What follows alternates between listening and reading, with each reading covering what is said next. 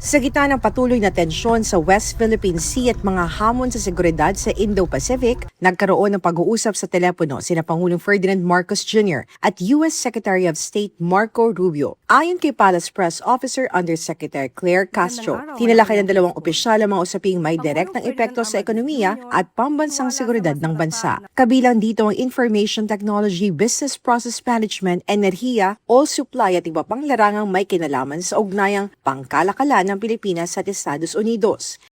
Sa naging pag-uusap sa telepono sa pagitan ng U.S. Secretary of State Marco Rubio at yung Pangulong Ferdinand R. Marcos Jr., tinalakay ang mahalagang usaping pang-ekonomiya, partikular ang information technology business process management, usaping enerhiya o oil supply, usaping pang-ekonomiya at pang-seguridad na may kinalaman sa patuloy na ugnayan ng dalawang bansa. Ngunit higit sa kapansin-pansin, naging pagtutok ng dalawang panig sa usapin ng kapayapaan at seguridad sa rehiyon, particular sa West Philippine Sea. Ayon sa palasyo, kapwa kinikilala ng Pilipinas at Estados Unidos ang pangailangang mapanatili ang katatagan sa rehiyon at maiwasan na anumang hakbang na maaring magpalala ng tensyon sa pinag-aagawang karagatan. Sa kanilang pag-uusap, binigyan diin ang kahalagahan ng kapayapaan at seguridad sa rehiyon, partikular sa West Philippine Sea, kung saan kapwa kinikilala ang pangangailangang itaguyod ang katatagan at maiwasan ang mga tensyon sa rehiyon. Tinalakay rin ang mga susunod na hakbang upang higit pang mapalakas ang kooperasyon ng dalawang bansa sa usaping pangseguridad at pangdepensa. Ani Castro, bahagi ito ng patuloy na pagpapatibay ng alyansa ng Pilipinas at Estados Unidos. Tinalakay rin ng dalawang panig ang mga hakbang upang higit pangpalakasin ang kooperasyon para sa kapayapaan at seguridad sa lugar. Binigyan diin ang lakas ng ugnayang Pilipinas at Estados Unidos na nag-uugat sa 80 years na diplomatic relations at 75 years as allies as of 2026. Ang pahayag na ito ay sumasailalim sa patuloy na pagpapatibay ng alyansa ng Pilipinas at Estados Unidos at sa magkatuwang na adhikain ng dalawang bansa para sa kapayapaan, kaunlaran at katatagan sa rehiyon. Naganap ang pag-uusap sa panahong patuloy na binabantayan ng Pilipinas ang mga kaganapan sa West Philippine Sea, habang pinapalalim naman ng Maynila at Washington ang kanilang kooperasyon sa usaping seguridad, ekonomiya at katatagan sa rehiyon. Para sa Diyos at Pilipinas kumahal, ito si Hannah Jane Sancho, SMNI News. Magkakaroon ng malakihang rollback sa presyo ng mga produktong petrolyo ngayong linggo. Ayon sa Department of Energy o DOE, bababa ng 4 na piso at 76 na sentimo ang kada litro ng gasolina, 9 na piso at 26 na sentimo ang kada litro ng diesel, habang 10 piso at 86 na sentimo naman ang ibabawas sa kada litro ng kerosene. Ayon kay Energy Secretary Sharon Garin, ilang kumpanya ng langis ang nagpatupad na ng advance rollback bago pa man ang opisyal na price adjustment. Some companies actually have done some advanced rollback. Some are have done their staggering in advance of the rollbacks, or some are actually giving even lower prices. Dagdag pa ni Garin, magandang balita ang malakihang rollback dahil unti-unti nang bumabalik sa normal ang presyo ng langis sa pandaigdigang merkado.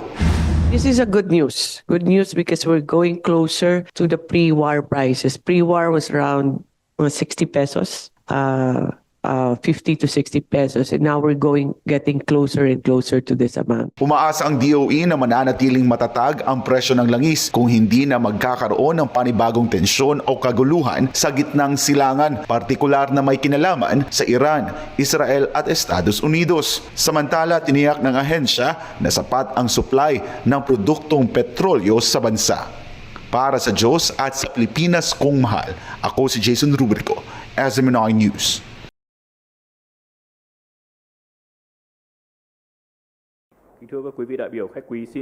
Nagkaisa ng paninindigan ng Pilipinas at Vietnam sa harap ng mga hamon sa South China Sea matapos ang opisyal na pagpapatibay ng relasyon ng dalawang bansa sa isang enhanced strategic partnership. Sa bilateral meeting ni Pangulong Ferdinand Marcos Jr. at President To Lam nitong Hunyo 1, binigyan diin ng dalawang lider na kapwa sila claimant states na may isang mithiin ang mapanatili ang kalayaan sa paglalayag at paglipad sa pinagtatalunang teritoryo. Bilang Bilang bahagi ng kanilang mas pinalakas na ugnayan, nilagdaan ang renewal ng 2010 Memorandum of Agreement on Defense Cooperation. Layo nitong paigtingin ang joint capabilities ng dalawang bansa sa maritime security at military education. Nanindigan din ang dalawang bansa na dapat idaan sa mapayapang paraan ang anumang dispute na nakasandig sa international law, partikular na sa 1982 UNCLOS at ang 2016 South China Sea Arbitral Award.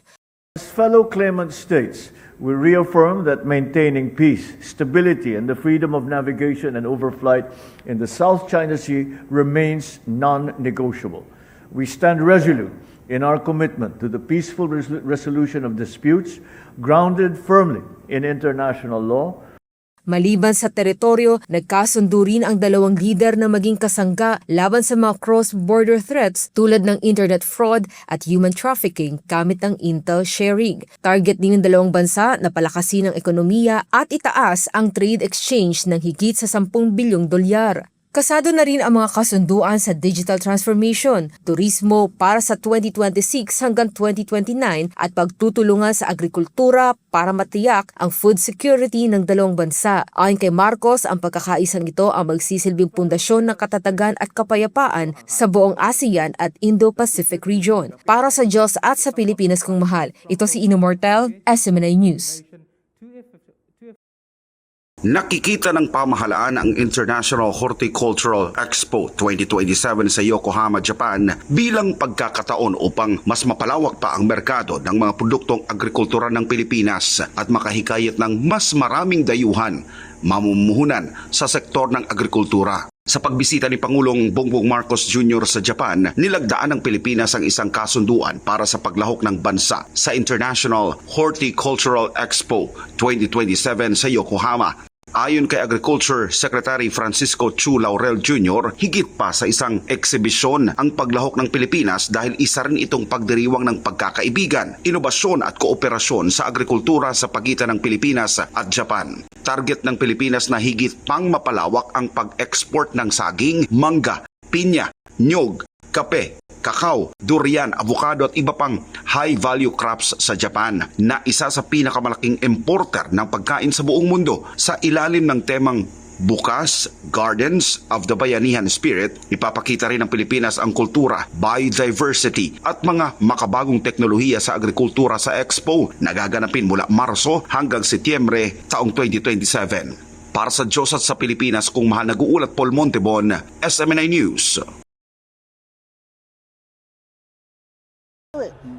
Ayon kay COMELEC Chairman George Garcia, ang kasalukuyang kaso ay iba sa naunang motu proprio investigation ng COMELEC dahil nagmula ito sa reklamong inihain ng isang pribadong individual na may kalakip na mga dokumento at ebidensyang kailangang sagutin ng mga respondent. Kinilala ni Garcia ang complainant bilang isang lawyer vlogger na dati nang naharap sa disbarment complaint na isinampa ni Escudero sa Korte Suprema. Dahil may formal ng reklamo at mga bagong dokumentong iniharap, sinabi ng PO Chief na kinakailangang dumaan ang usapin sa regular na proseso ng preliminary investigation. Ito po kasi may nag-file na isang complainant at therefore may mga ibang dokumento na involved, may mga inintroduce na dokumento and therefore yun po kinakailangan natin ipasagot yung mga dokumentong yan doon sa mismong inaakusahan. Kasabay nito sinabi ni Garcia na nauna nang pinadalhan ng sabina ang mga donor o contributor na nakasaad sa reklamo upang makapagbigay ng kadalang paliwanag. Anya, wala pa ring motion for reconsideration na naihain kaugnay ng naunang findings ng COMELEC sa usapin.